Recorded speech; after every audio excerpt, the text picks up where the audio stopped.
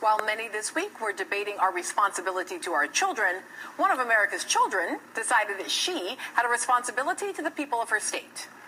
This guy is Tennessee State Senator Stacey Campfield. And last week, I addressed my open letter to State Senator Campfield because he is one of the co-authors of a bill that requires the reduction of temporary assistance to needy families, or TANF payments, for parents or caretakers of TANF recipients whose children fail to maintain satisfactory progress in school. Now, the good news is he withdrew the bill on Thursday. I would so love to take credit and say that our letter made all the difference, but it looks like the credit may go to 8-year-old Amira Fatuga. Amira, along with her mother and several adult activists, confronted Campfield about the bill at the state capitol on Thursday. And after she handed him a petition signed by 2,500 opponents of the bill, Amira was not done. She followed him down the hall, asking questions like, "Why do you want to cut benefits for people?"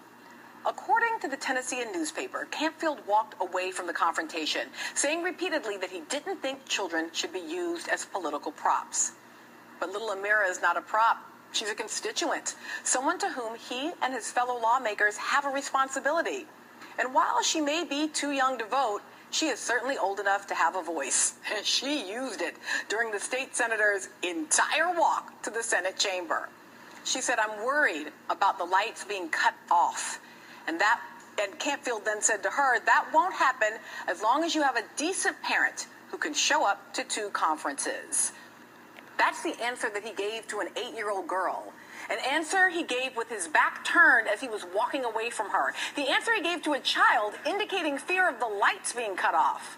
Well, I gotta say, thanks for making my point, Mr. Campfield, because it seems like you're suggesting that if you're a child and you're poor and you aren't lucky enough to have a decent parent, well, no one should really care what happens to you.